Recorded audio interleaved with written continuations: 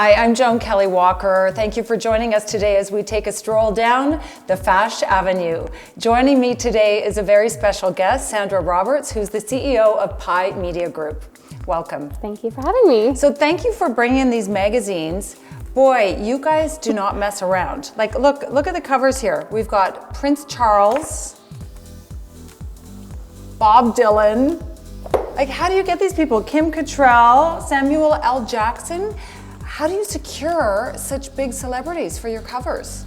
I think it's like, might be like a dirty little secret, but I ask. And I really love, I love merging the celebrities with real people with style. So I think in the last 15 years, I've built relationships with publishers internationally and PR. So I think it's just about building good relationships and not taking no for an answer. Right, well, good for you. That's incredible. So I just want to make sure that I have this. Oops.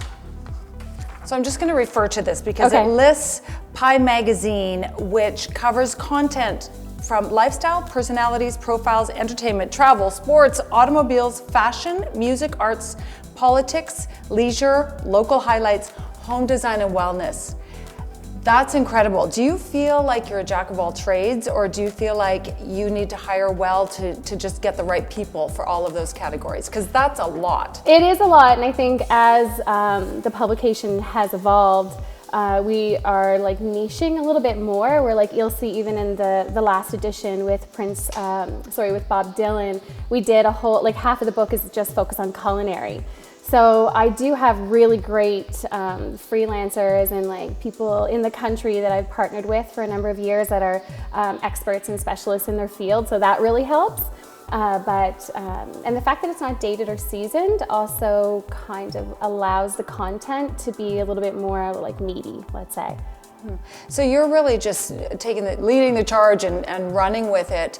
Some people might say that publishing and print is actually declining, to put it lightly. What's your response to that? Oh, I say bring on more revenue streams. I love the fact now that, when I started, it was really distribution. I was selling magazines, we are distributed at Chapters, but when I first started, I was selling hard copies, and now I feel like the distribution has grown in print in such a positive way, because now with the different channels of social media and building the company to represent different brands to manage their social media accounts, the company can almost afford to not have to sell the book. So we can print more copies and distribute in a way that we have more eyes on the magazine in hotel rooms and tourist destinations, not just in Canada, but outside of Canada as well.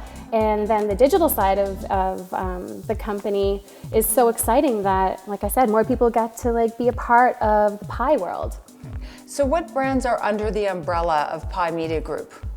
Well, we have Pi, we used to call it Pi Magazine, but in the last couple of years, we now work with Bookazine because we aren't dated or seasoned, and I think that sort of really helped us with our longevity in the publishing industry. And since then, I realized that a really big portion of my advertising, 20%, was coming from my community. So I started a publication called Pi Digest, which is very similar to Pi Bookazine, but it's a smaller format, so more digest size, and is circulated in more the Toronto and the Greater Simcoe region. And then also we have Pi Face Kids, which is an online publication really focused on the modern family. But I love, I don't have children, so I love doing children's editorials, or just kind of putting children in, interviewing children about their philanthropy and their small business. As well, we are launching a luxury publication this year that is unlike a lot of luxury magazines that are in Canada, where it's very nationally focused with an international distribution. So let's talk about your background. How did you get to be the editor-in-chief? Well, it was I guess always growing up, I never really, I grew up in Newfoundland, so I was always wondering what I wanted to do with my life. And never met a Newfoundlander I didn't like, by the way. Yeah. It's a really fun place. Yeah. So the one thing I knew I did like to do was party, and it was very social, and dinner engagements and great conversation and interesting people, and So through that, it led me down the hospitality industry, which I ended up working on a private yacht in the French Riviera, which kind of gave me a little taste of luxury. Even on my days off, I'd stroll into like the Chanel stores in San Remo, Italy, or Monaco, and that sort of like was a game changer for me, because then I realized that how the fashion industry, I never really had a chance to be a part of it before. Not that Newfoundland isn't the fashion capital of Canada, but so that sort of led into wanting to get to know people. So just an interest in people is really how the publishing industry came about. And then the passion to throw a party every time a magazine was launched is why. Of course. It's a logical transition there. So you also have produced numerous fashion theater events. Yeah. What is that all about? Oh, that's a really good time. That's a merging of independent Canadian fashion designers and presented in a way to really give this like amalgamation of like fashion, art, and people, a very like diverse group of people as well, where I have sometimes seniors or children, sometimes actors, sometimes not, sometimes models, sometimes not. And generally like we'll have about 125 people behind the scenes that will create a story. And again, that's part of why I love the publishing industry. And it was always storytelling in Newfoundland. Stories. It was like, and then telling a story and presenting it in a way that's like unique to the fashion industry, and that it would be like a theater or a play. Like the last one I just did was an adaptation of Charles Dickens' A Christmas Carol. But when I went to the past, of course, we went to a carnival, which really never happened, but it was just a really fun way to curate and present fashion. And so what do you think is the barometer of fashion in Canada these days? Where do you think we're at right now, and do you think we need to make any changes? I was actually really happy to see even like the Dolce & Gabbana 2020 show, and then I see a designer like Rowan James in Toronto, and honestly like I felt like especially like the Toronto fashion industry, I think is like it's on par with what's going on in the world right now and how it's presented. I think that the Canadian fashion industry is very exciting. Also, even today when I was like walking around downtown, there was a lot of stores that were like really ethical with a lot of sustainability as a focus, that were like Toronto designers, that I was really impressed to see that kind of movement happening in the Canadian fashion industry. Yeah, for sure. Do you think the media in Canada is giving enough credit to the talent that we have here in fashion? I think. I mean, magazines like yourself like Pie Magazine and Pie Media Group, have like a really, really strong influence. Do you feel the responsibility to showcase Canadians and Canadian designers in particular? Absolutely. Like even when I interviewed Hugh Hefner, I was really hoping that he was going to let me style him with some Canadian designers. And he didn't. No. Did you talk about it? Yeah, it was like the best fashion question ever. And he just shot it down? No, yeah, they shot it down, but when he came down the stairs in the foyer, he had on like a burgundy. Tell me he was wearing a cravat. He was and not. And a house coat. No? But he asked me if I wanted him to wear the burgundy coat or the black coat. And I was like, this is the best fashion question ever. So I think that there is a lot of responsibility for publishers and media to be showcasing and merging these designers together, whether they're ready to wear or the couture collections. And there's some designers that have been like pioneers in fashion worldwide that are Canadian. So I love working with photographers like Greg Swales and Matt Barnes, because they really get fashion editorials. So I mean, they can take an outfit that sustainable outfit that's ready to wear and make it as glamorous as any Vogue magazine, which is where Greg is now. But I think it is definitely a major responsibility for Canadian publishers and media to properly present Canadian fashion the way it should be Canadian. Absolutely. So do you go to many of the fashion weeks? Or fashion events? No, but I generally have Pie present at the events, and we report on it. So we've been reporting on it daily. Yeah. Well, you can't go to everything, and I totally understand that. So what do you tell them to wear if you have someone going there? Like, do you try and get them to wear someone that's presenting? Generally, I think.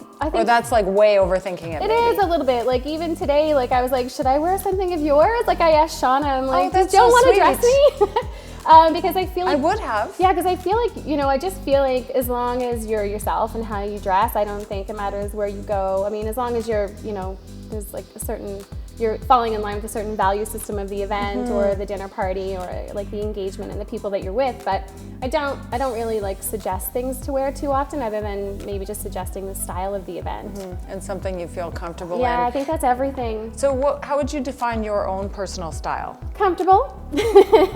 Yeah, I'm definitely like, I'm on the go a lot, whether it's like meeting with somebody about talking about their brand strategy or being on set for a photo shoot or meeting friends for lunch. So I'm definitely about comfort, and I like fabrics and like layers. Yeah, me too. And I like my Canadian outerwear. Like I think it doesn't really matter about my base layer sometimes, as long as I have like we know how to Canadian make coats in Canada. You know, I have coats in my brand. I mean, this is totally an aside, but you know, we were selling the coats and they were doing really well. And then I realized these are vegan. It's faux down, it's faux fur, they're all machine washable, but that just elevated it, and somehow I just feel so much happier about all the coats because it's sustainable and it's Canadian and it's creating jobs here in Canada and it's affordable. And it's affordable, which is the key to your market, right? Yes. Yeah, and it's fashion forward. Yeah, your collection is definitely like ready to wear for any age bracket, which is on point, I think. And I think that's the thing, it's like I love basics. You know, I'm not really like, as you see, my Sorels and my, I like basics. Like I like to be like ready for anything. So let's talk about, like, you are such an inspirational person, and you've had your fingers in so many pies, pardon the pun. What inspires you? What fuels you? The word yes. Like even just like doing a show and, you know, having my community behind me that, you know, definitely different people in the community that normally wouldn't come out to fashion theater or model in a show, or like a brand that maybe has never told a story before, and then somebody like Prince Charles or Kim Cattrall agreeing to interview with me. So I think the inspiration is like in the yes, because I feel like that's the support, and it always like rises me up, like it always makes me feel really good. So yeah, I think that really inspires people inspire, and knowing and getting to know their stories, because I was trying to figure out like how would I ever get in front of like Kim Cattrall, let's say, you know, like how would I ever get Prince to dress Charles. her, or Prince Charles, like, so publishing just made sense to live the dream, to make it happen. So Was there anything from those people that surprised you when you were actually having an interview? Like, you can do your research all day long, but when you're actually talking to someone, you get to a much deeper level, obviously. Was there anything that stands out that you think, wow, I never saw that coming? Arlene Dickinson actually was like, I was sort of like, before I went in to like interview her, dress her, spend time with her in her condo, I was a little intimidated. But then when I got there and she was like asking me questions, it was like a friend asking me questions, and I was like, oh, this is Arlene Dickinson. Like I should probably be like presenting the company like, you know, a little bit better rather than like just being so like down. Like I was not better, but I was just speaking like a friend to her, and you know, just fixing her bra strap on set, and it just really kind of surprised me that, you know, that she was so down to earth and so welcoming in her home. And you know, we had a glass of wine, we talked about her book, she gave us presents. It was, you know, it was just the hospitality that she offered and just the realness about, you know, being in her presence. Not that it surprised me, but it was almost like it was like the confidence. It was refreshing. People are able to let their hair down and you know, take some veils off so that you can really have an actual conversation. Yeah, and I love that. We're out of time, but I've really enjoyed speaking with you today. Oh, so thank you so much, Sandra. Thanks for having me on your show. And thank you for joining us today as we take a stroll down the Fash Avenue.